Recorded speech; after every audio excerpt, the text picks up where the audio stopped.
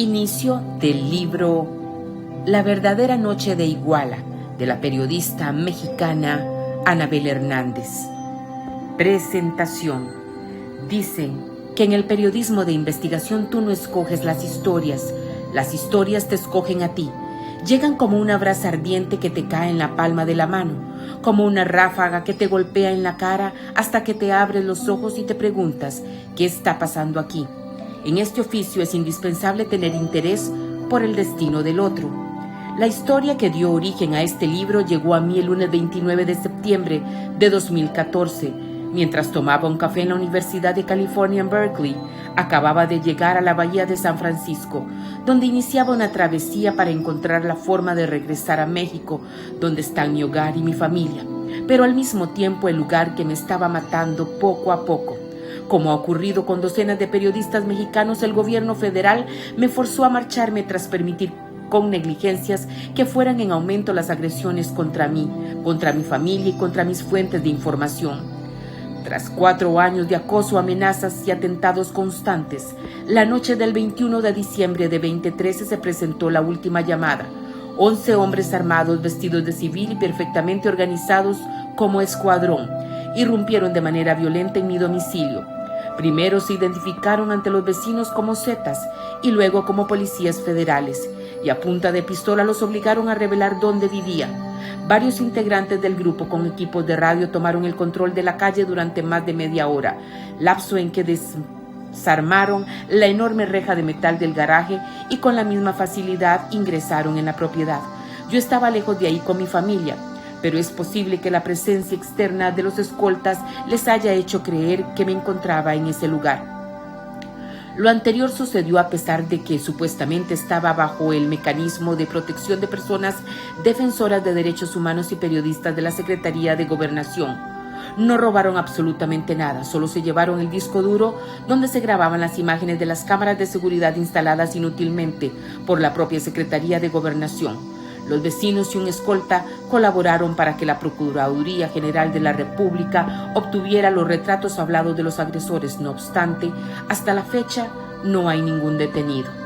No fue una decisión fácil dejar México. No aceptaría irme exiliada como algunos proponían.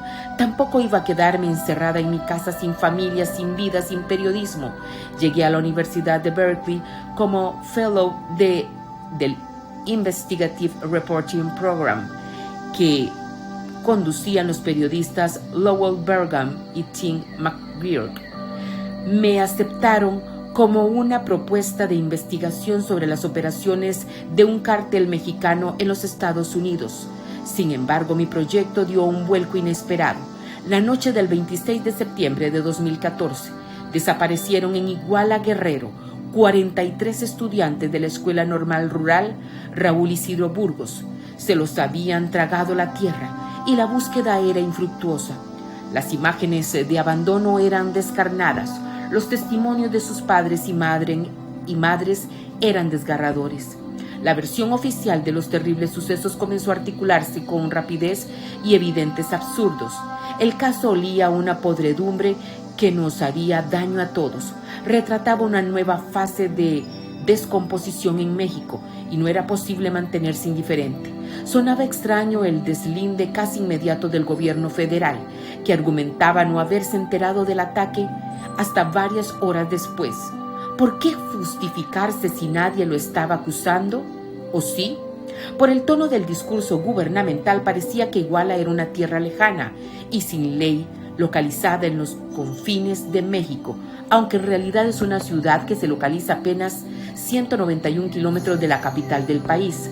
Instantáneamente el gobierno de Guerrero y el gobierno federal se encontraron en una sola línea de investigación donde confluían el grupo criminal Guerreros Unidos, el alcalde de origen perredista José Luis Abarca y su esposa María de los Ángeles Pineda Villa. La pareja le venía como anillo al dedo a la confabulación por venir. Ella era hermana de 2 presuntos narcotraficantes, Alberto y Mario Pineda Villa, acusados de ser lugartenientes del cártel de los Beltrán Leiva y asesinados en el 2009. Según la administración de Ángel Aguirre Rivero, la noche del 26 de septiembre, el alcalde y su esposa habían ordenado a policías municipales de Iguala atacar 5 camiones donde viajaban los normalistas y otro más donde iban los jugadores del equipo de fútbol Avispones, a quienes habría confundido con los estudiantes, para defender la plaza perteneciente al grupo criminal Guerreros Unidos. El resultado eran 6 personas muertas, entre ellas 3 normalistas, más 20 heridos y 43 estudiantes desaparecidos. Entre el 3 y 4 de octubre, el gobierno de Guerrero, en colaboración con autoridades federales, detuvo a los primeros supuestos culpables. A continuación, la Fiscalía Estatal declinó su competencia y la transfirió a la PGR. Fue Tomás Cerón de Lucio, director de la Agencia de Investigación Criminal, el responsable de conducir una pesquisa que desbordaba incoherencias desde el principio. Los nombres de los asesinos confesos y las escenas de crimen fueron cambiando uno a uno, pero el eje de la versión oficial permaneció inamovible.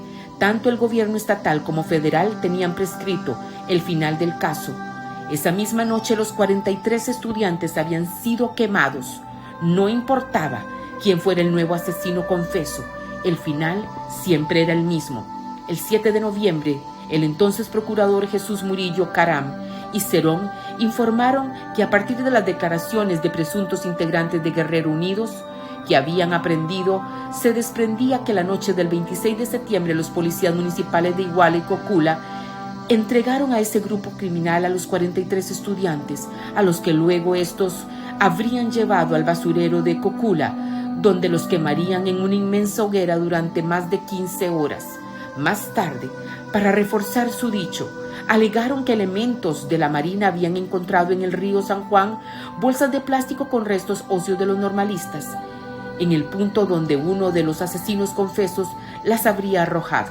La PGR impuso esta trama como la verdad histórica y con ello dio por resuelto el crimen.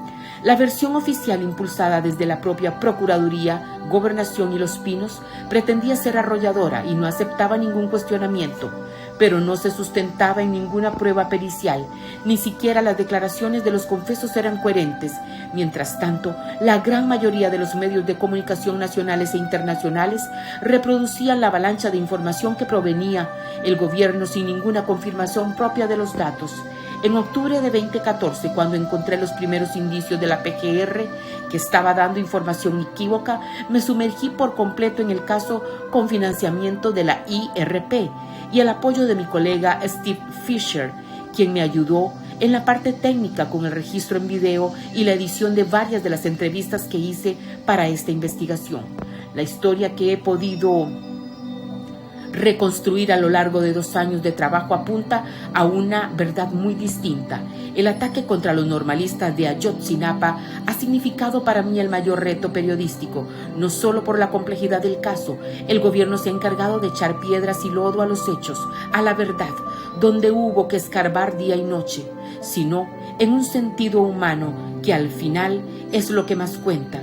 Esta es la indagatoria no solo de una periodista, sino una ciudadana a la que expulsaron la violencia y la impunidad y que decidió regresar a México justo por una historia de violencia e impunidad contra otros. Los expedientes oficiales fueron la entrada en el laberinto de ese crimen que provocó la mayor crisis política de los últimos años en México. Las decenas de testimonios directos, videos, fotografías y audios que reuní han sido las herramientas para tratar de encontrar la salida. En diciembre de 2014 publiqué en Proceso la primera parte de una investigación en un reportaje titulado La verdadera noche de Iguala, la historia no oficial. Ahí descubrí la existencia del Centro de Control, Comando, Comunicaciones y Cómputo, C4 de Iguala, por medio del cual actuaban coordinadamente el Ejército, la Policía Federal, la Policía Estatal y Ministerial de Guerrero y la Secretaría de Seguridad Pública y Protección Civil de Iguala. Por medio del C4, el gobierno supo en todo momento de la embestida contra los estudiantes y los monitoreó desde las 6 de la tarde, 3 horas antes de la primera agresión. En el mismo reportaje señalé que en los ataques estuvo presente la Policía Federal con el apoyo o la franca complicidad del Ejército. Asimismo, obtuve dictámenes médicos que probaban que los primeros detenidos del caso presentaban huellas de tortura. La reacción de Jesús Murillo Caram fue virulenta y cuanto antes negó la existencia de documentos y testimonios que sí estaban en manos de su Procuraduría.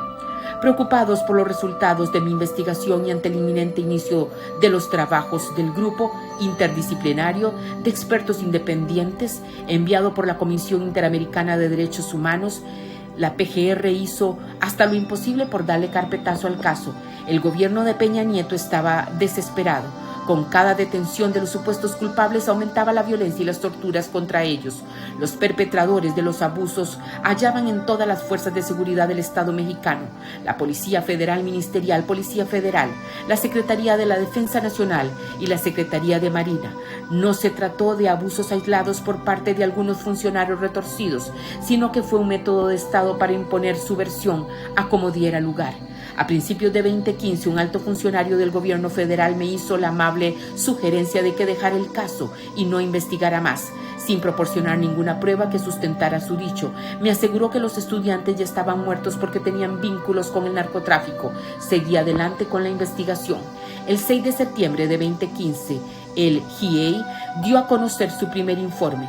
Llegaron a la misma información que revelé en el primer reportaje y en subsecuentes artículos, no solo porque tuvieron acceso a los mismos documentos, sino porque también hicieron su propia indagatoria del campo en Iguala. Ante el descrédito internacional y la falta de credibilidad, después del primer aniversario de la masacre en 2015, la PGR decidió abrir una parte de los tomos del expediente, pero censuró la información más valiosa, como nombres, teléfonos y direcciones de presuntos culpables o víctimas, datos indispensables para verificar la investigación oficial. No obstante, lo que realmente pasó esa noche no estaba en los archivos de la Procuraduría, sino en las calles de Iguala. El primer día que llegué a la ciudad, aún olía a terror. Hubo que tocar muchas puertas, incluso más de una vez, para que los testigos vencieran su miedo y el recuerdo del dolor de otros les diera el valor para hablar. En esta investigación el lector recorrerá el laberinto del caso, sus trampas, su oscuridad y su luz. Llegará a la calle Juan N. Álvarez, verá los casquillos y las sandalias tiradas en el suelo.